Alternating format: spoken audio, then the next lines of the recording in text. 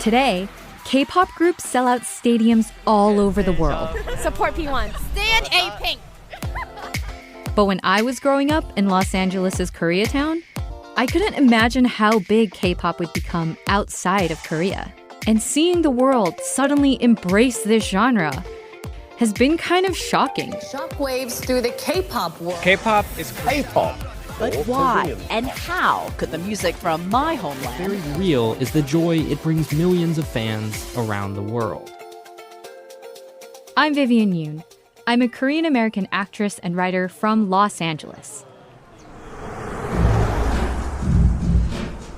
K-pop came up in the early 90s, the same time I was a kid in Koreatown. In a way, the music and I grew up alongside each other. But I never spent a ton of time thinking about it. Now, K-pop is a cultural juggernaut. First K-pop group ever to perform on Saturday Night Live. It is a multi-billion-dollar industry. Sends ripples through the South Korean stock exchange with its initial public offering. And it's also this ever-evolving art form that is so important to so many people.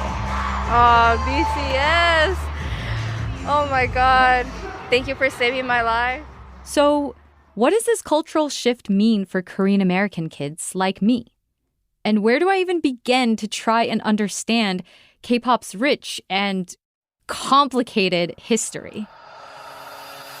My search into this question led me to some surprising places, like this tiny underground club in Seoul that was created for Black American soldiers. It's just like a bunch of hip-hop heads like bobbing their head to the music, and the whole place is so loud. Or this elusive element that gives K-pop its distinct melodic sound.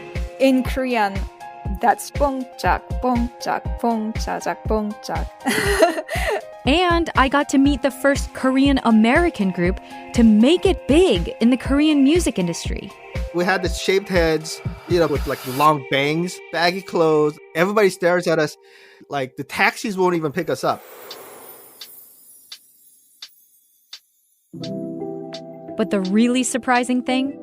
Kingsley, Ardmore, Normandy, Irolo, kind of like in between. Yeah. Is where I found myself at the end of this long road. Back home where I grew up, in K-Town. K-Town felt like a place that nobody really knew about. Like they'd always ask, where's that? Los Angeles has been so key to driving the global visibility of K-pop. I refer to it as the spiritual nexus of the Korean diaspora. And it would teach me about my own family history. Stories that I had never heard before. Like my grandma telling me about her experience during the Japanese occupation of Korea.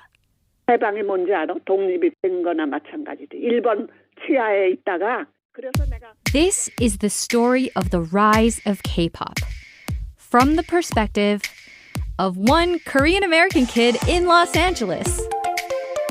And it's the story of how pop culture carries our shared history.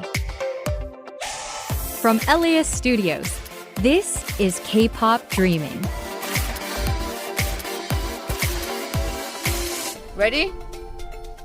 Key change. Find it wherever you get your podcasts. Better sing.